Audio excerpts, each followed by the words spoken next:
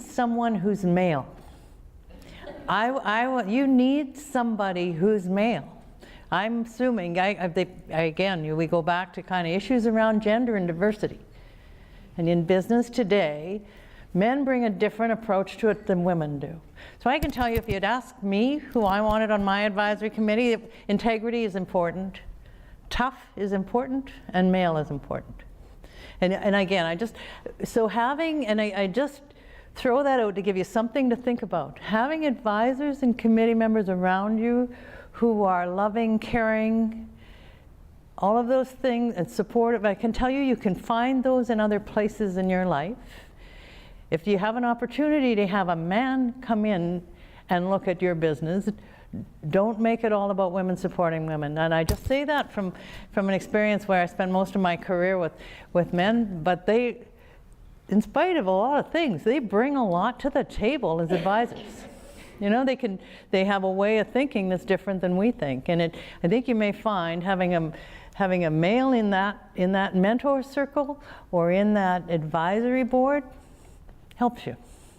So let me tell you my experience at Highway Refrigeration. I was forced to have an advisory board by the bank, and because it was what they call a merchant bank back then, it was a leveraged buyout. I owned the bank a lot of money, and they insisted I have an advisory board, and the bank would have one seat, and I had two other seats. And one I filled with a fellow who had a history of bankruptcies. You know, he was like a bankruptcy trustee. Probably not a really good omen to think about, but it actually worked well in a few ways. And then the second one was a fellow who had been a serial entrepreneur and sort of had a bit of an idea of the things that I was going through. And I needed someone to make sure that the bank was a banker, you know, and they look at things pretty critically. This was painful. And I had to go meet them every 3 months. I'd have to take all my financial statements. I'd have to go through my projections. I'd have to go through all my staffing issues, my market share issues, my customer penetration. And it was, when you work for yourself, sometimes you don't like to have to be accountable to a whole bunch of people like that. So it was a great discipline for me. And it was a great discipline in a world when often when you run your own business, you don't have to be accountable to a lot of people. And it forced me to be accountable. I can tell you one thing. We went through a bit of an issue, and there had been a mail strike, and I wasn't getting receivables in, and we had a few issues at the company, and I fell out of covenant with my bank. And for those of you who had bank loans, that means kind of your balance sheet doesn't look as healthy as they wanted it to look. So having the banker sit on my advisory committee actually ended up being a godsend, because they knew exactly why we were where we were, and they knew it was a timing issue, and they knew it had to do with the mail strike, and it had to do with the shipment that was coming in. And so it sort of saved my bacon that the bank said, yeah, we'll give you 2 quarters to get this fixed through. And the two other fellows that were on the advisory committee would have sort of basically insisted that the bank, you don't pull the loan. The bank had a loan that if I did fail on it, they'd take over the company. It was one of those awful loans, but when you have no money, it's amazing what you sign on to. So it ended up being a great benefit for me. And as the years went on, it worked out really well. After the first 5 years, I paid off the bank loan, which was great, and we disbanded the advisory committee, and I kind of missed it. And so I would still I didn't like the banker, so I didn't take him out, but I would take the other 2 out for coffee afterwards. And so it was a good story. So I'll tell you about when you have an advisory committee and when you have a mentor. And I think, there's a whole bunch of different perspectives you can take on this. But if you're a small company, you don't need an advisory board, but you probably do need a mentor that helps give you some discipline in being able to explain your business and some accountability on kind of what you're trying to achieve and how you plan on achieving it, and then hold yourself accountable. And it's easier to hold yourself accountable in front of somebody else than it is to hold yourself accountable to yourself. And so it does add a bit of a discipline, and you will through the course of the next few days, learn a little bit more about how to connect with a mentor that helps bring a level of discipline and just an avenue to force you to think about your business and talk about your business, as Christine would say, kind of working on your business instead of in your business. And mentors will kind of force you to that perspective, which is good. What's neat about the FWE mentors, I've been a mentor to a few businesses, and again, it's that unique female perspective about business it helps with the balance issues. You know, the issues about how do you balance your family with your business, with you know, yourself and your own health, and all of those things. And mentors in the FWE tends to they usually cover the whole circle, which is really, which is really comforting particularly when you're in busy family lives and you're still important and you have to be healthy in order to be able to function, and how to keep that circle full. So let's assume you're big, and I say big enough, I normally think, you know, if you're over $1 million in sales, you probably should, and you're growing, you should probably think about having an advisory board. Under $1 million, you may have a mentor or a couple of mentors, but over $1 million and with a business plan that sort of has you need sort of additional help and input on how you're going to grow and develop a plan, I would consider having an advisory board. They will, again, bring a level of expertise and perspective into your business that I think you find helpful. The advisory boards that I've seen work would probably be they'd be somewhere between 3 to 5 people, depending on the nature of your business and how big you are and the complexity of your business. The chair would not be you. So somebody else is the chair. So I was involved in an environmental consulting company that I started out as the mentor to the CEO. And as time went on and as his company evolved, I became the chair of his advisory committee. And then eventually we took it and turned it into an employee-owned partnership, and then developed a different kind of board again. But I think, again, I go back to that feeling of being pretty lonely when you're the CEO of a company, and to have a mentor that, and particularly as you keep growing and you can evolve into an advisory board and you can evolve into whatever comes next, is good. The big thing about having an advisory board is you have to be prepared to be producing regular financial statements.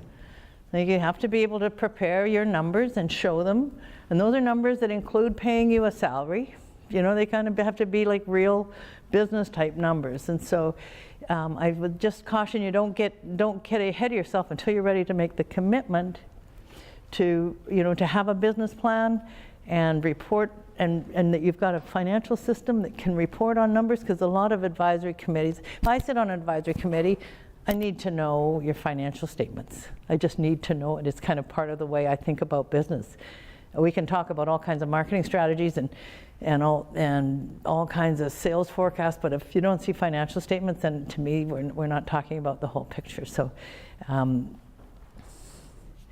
the other big question is, what do you pay people on advisory boards? And I've been paid everything from Starbucks gift cards to like free yoga wear, to these kind of, depending on but the normal thing that I usually think about is, you think about them as being like a professional advisor. My advisory committee at Highway, I paid them $500 each a meeting. So it would be like hiring a professional at a couple of $100 an hour for a couple of hours, or 2.5 hours. So it sort of fell into that world. For me, it was an important investment for me, because to bring these 3 guys together, it was $1,500, but we would meet for 4 hours. But I would say at the end of the $1,500, I felt like I'd really sort of got something out of it.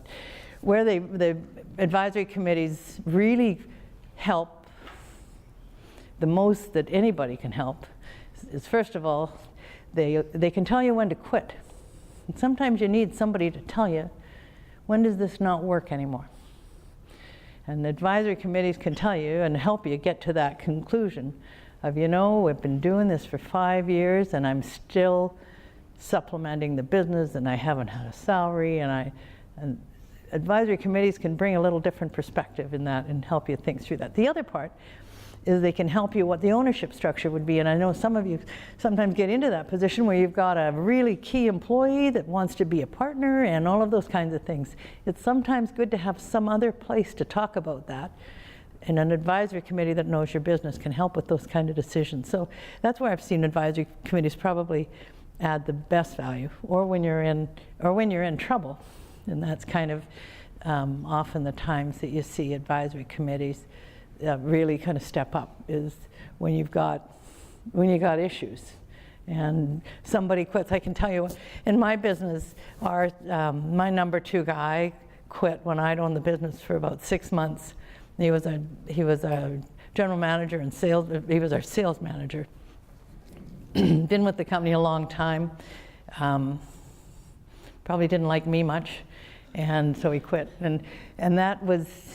It devastated me, I thought my world was ending. And it was my advisory committee that helped me sort of get through that trauma. It was sort of get over it. That happens. When you got businesses, people that you were relying on, they leave. And you pick yourself up and you figure out how to move forward. And I needed somebody to talk to me like that. So it was a big help for me. Let me tell you the other part, and particularly with all of you here, is you can sit on an advisory committee or be a mentor. And that, I think, I will tell you from my experience, is sort of one of the most rewarding things to do, is to be a mentor to somebody and to sit on their advisory committee. And because I learn.